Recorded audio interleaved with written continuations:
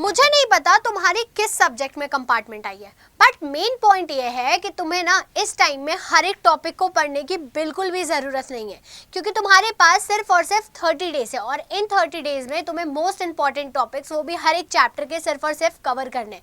क्योंकि अगर सब कुछ करने बैठोगे तो इन 30 डेज में इम्पॉसिबल है। सिर्फ कॉन्सेप्ट्स तो नहीं देखने ना, क्वेश्चंस की प्रैक्टिस भी करनी है, तो इसके लिए आपको इंपॉर्टेंट टॉपिक्स ही देखना क्या है, मस्ट है। और ये इंपॉर्टेंट टॉपिक्स तुम्हें पता चलेंगे हर एक चैप्टर के तुम्हारे इस वीडियो के थ्रू, तो वीडियो को एंड तक जरूर देखना। हम सबसे पहले देखेंगे हमारे अकाउंटेंसी के इंपॉर्टेंट चैप्टर्स, मतलब हर एक चैप्टर के एक एक टॉपिक को।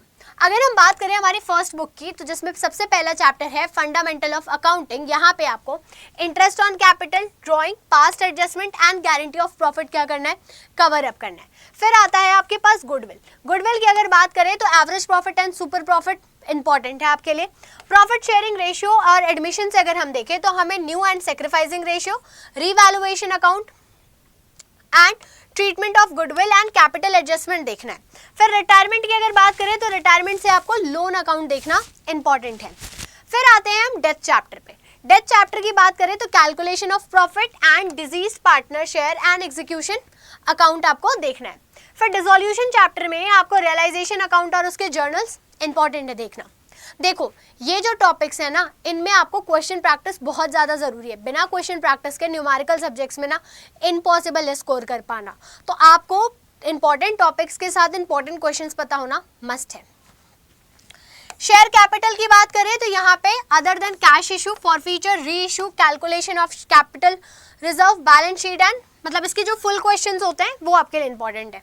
फिर डिबेंचर चैप्टर की बात करें तो interest on debenture with terms of redemption, यानी आपका जो इंटरेस्ट ऑन डिबेंचर होता है वो और रिडम्पशन की जो टर्म्स हैं वो देखना है आपको।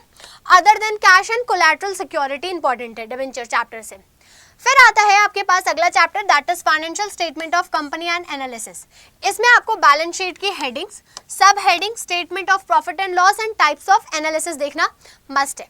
फिर हम comparative and common size statement की बात करें तो यहाँ पे फॉर्मेट क्या आपके लिए मस्ट है, जिसमें आपको स्पेशली स्टेटमेंट देखनी है किसकी, प्रॉफिट एंड लॉस की।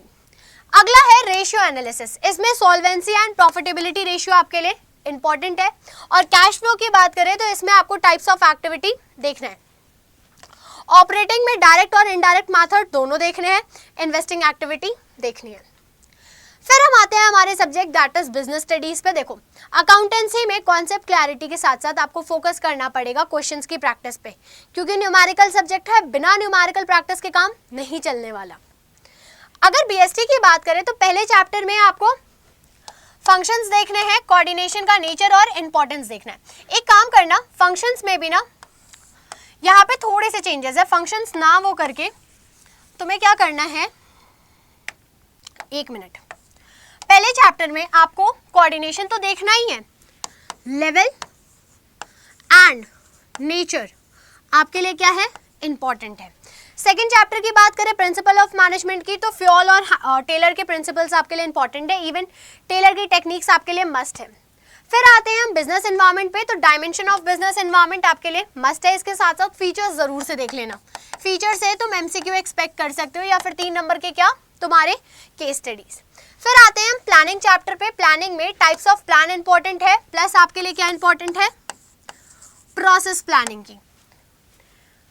और ऑर्गेनाइजिंग में अगर हम आए तो ऑर्गेनाइजिंग में फॉर्मल इनफॉर्मल ऑर्गेनाइजेशन, डेलीगेशन के एलिमेंट्स, डेलीगेशन होता क्या है एग्जैक्टली वो पता होना चाहिए, डिसेंट्रलाइजेशन के बारे में पता होना चाहिए, और इन दोनों के बीच का आपको क्या पता होना जरूरी है, डिफरेंस। अब आते हैं स्टाफिंग में। स्टाफिंग में आपको सिलेक्शन का मीनिंग और उसकी प्रोसेस मस्ट है, साथ में आपको ट्रेनिंग एंड डेवलपमेंट की मीनिंग और डिफरेंसेस देखने हैं। इसके अपार्ट आपको रिक्रूटमेंट के सोर्सेज मस्ट है पता होना, ठीक है। डायरेक्टिंग चैप्टर की बात करें तो मीनिंग एंड इंपॉर्टेंस इसके आपको देखने हैं, एलिमेंट ऑफ डायरेक्टिंग देखने हैं। चारों एलिमेंट आपके लिए इंपॉर्टेंट हैं, जिसमें ज्यादा फोकस आपका किस पे होना चाहिए, कम्युनिकेशन और मोटिवेशन पे। मोटिवेशन में financial and non financial incentives देख लेना ध्यान से थोड़ा। कंट्रोलिंग की बात करें तो कंट्रोलिंग में हमें क्या देखना है, प्रोसेस देखनी है कंट्रोलिंग की, जो आपके लिए इंपॉर्टेंट है। साथ में आपको क्या पढ़ना है, इंपॉर्टेंस ऑफ कंट्रोलिंग। जितने भी मैं मार्क करती जा रही हूँ वो तुम्हारे लिए द मोस्ट इंपॉर्टेंट है, ठीक है।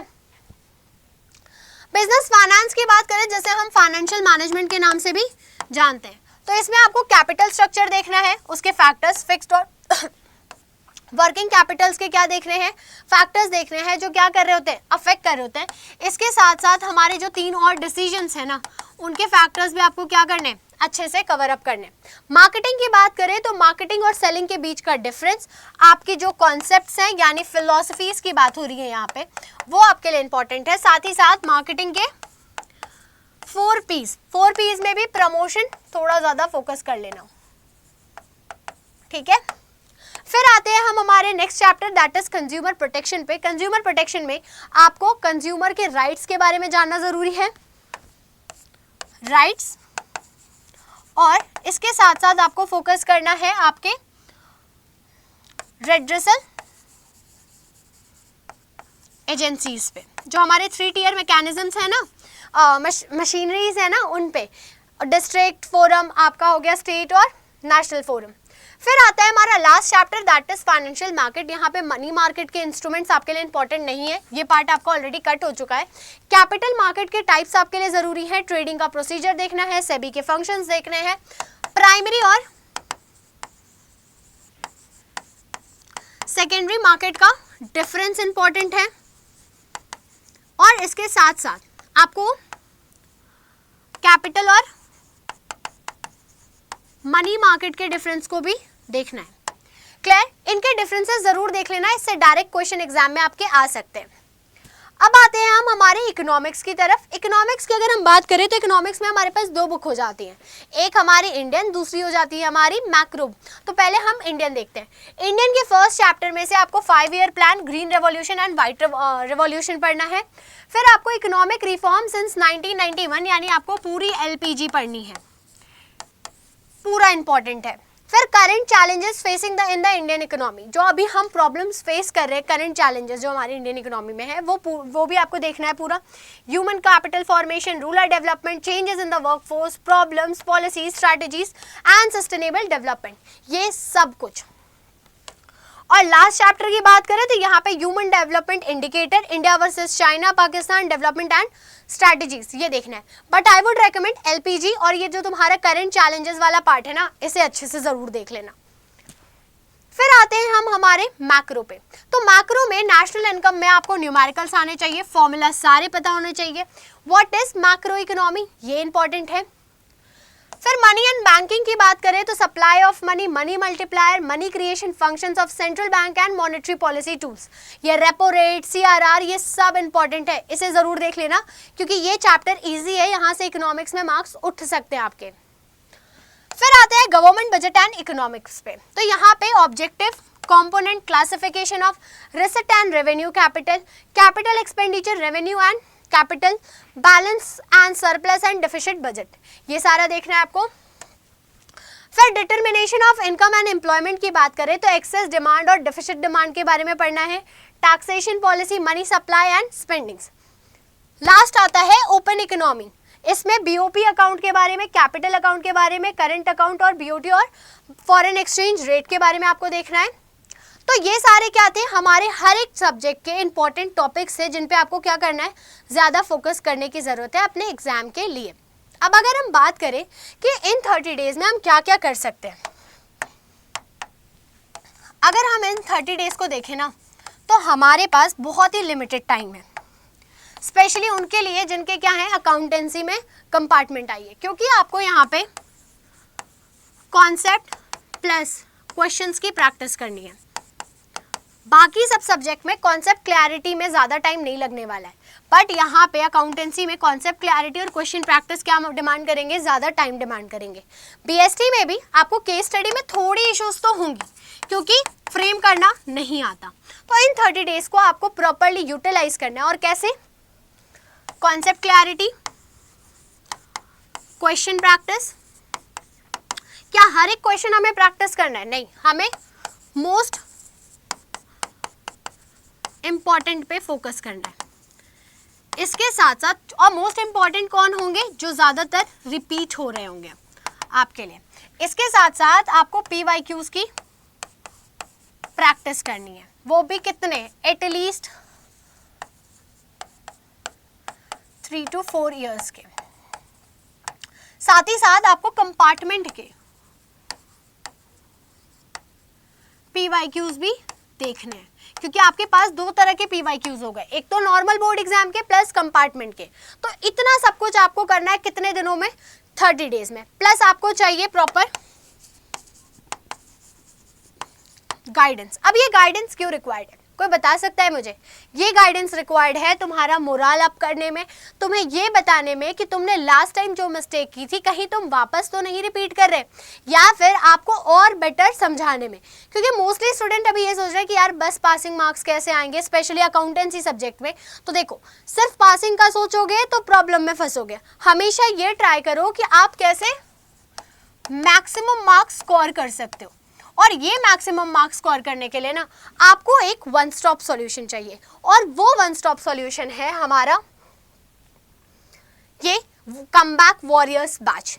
यानी इस बैच में आपको हर एक चैप्टर की क्या करवाएंगे, डिटेल्ड चीज़ें बताएंगे, वो भी जो मोस्ट इंपॉर्टेंट है वो। साथ ही साथ क्वेश्चंस की प्रैक्टिस करवाई जाएगी। इसके अपार्ट आपके लिए जो भी इंपॉर्टेंट हो सकता है, जिससे आपके मार्क्स इंक्रीज होंगे आपके कंपार्टमेंट एग्जाम में, वो हर चीज़ कराएंगे। प्लस आपको हम पर्सनली गाइड कर रहे होंगे आपकी हर एक प्रॉब्लम को लेके। तो यार देखो, सिर्फ 30 डेज है, अब इन 30 डेज में एक्सपेरिमेंट करना तो तुम्हें बिल्कुल नहीं है, कोई भी hit and trial method work नहीं करने वाला।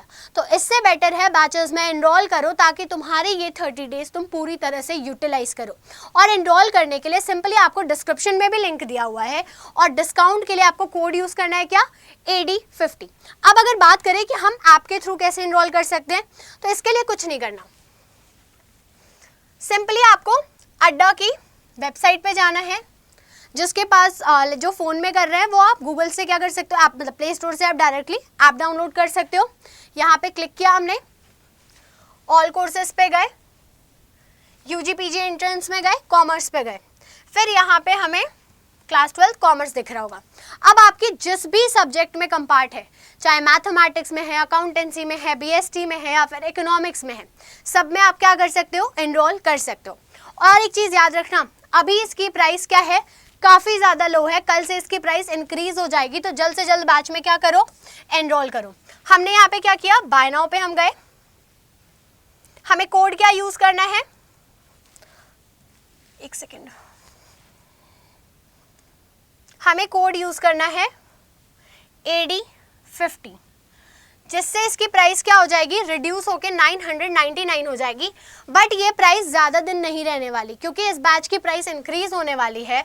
तो इसलिए मैं कह रही हूँ बार बार कि जल्द से जल्द क्या करो, एनरोल कर लो। लिंक डिस्क्रिप्शन में भी है, और कैसे एनरोल करना है ये मैंने बता भी दिया है तुम्हें।